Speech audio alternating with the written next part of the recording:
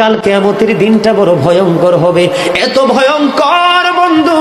আমার নবী বলেছেন উলঙ্গ অবস্থায় মানুষগুলো হাসুরের ময়দানে একত্রিত হবে রে। ও বন্ধু, প্রত্যেকের কবর থেকে ওই হাসুরের ময়দানটা কমপক্ষে 50,000 বছরের রাস্তা হবে রে বন্ধু।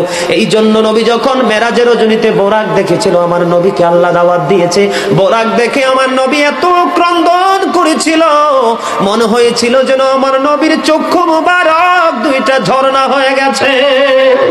রে যুবক, কাল কিয়ামতের দিন ঘাম এত ঘামবে রে, কেউ মাজা পর্যন্ত, কেউ নাভি পর্যন্ত, কেউ বা আবার পুরো শরীর বন্ধু ঘামের নিচে ডুবে থাকবে, আবার মাথার মগজ টকবক টকবক করে উতরাইতে থাকবে রে।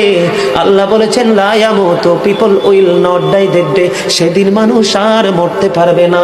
আল্লাহ বলেছেন ফিহা ওয়ালা ইয়াহইয়া, people will not be able to live that day, মানুষ সেদিন বাঁচতেও পারবে না।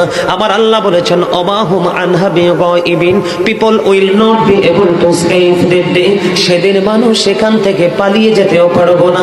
রে দুর্গাপুরের যুবক, হাদিস শরীফের মধ্যে এসেছে কাল কিয়ামতের দিন আল্লাহর আরশের ছায়া ছাড়া কোনো ছায়া থাকবে না। ওই কাল কিয়ামতের দিন এই দুর্গাপুরের যুবকগুলো চাইয়া দেখেন চাতক পাখির মতো বসে আছে।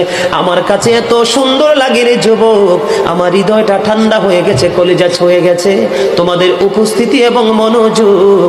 আল্লাহ রাব্বুল আলামিন হাদিস শরীফের মধ্যে এসেছে কাল কিয়ামতের দিন আর 7 শ্রেণীর মানুষকে আল্লাহর আরশের ছায়ার নিচে জায়গা দিবে রে। এর মধ্যে বিশাল একটা টিম থাকবে পৃথিবীর যুবকেরা। জোরে জোরে সুবহানাল্লাহ।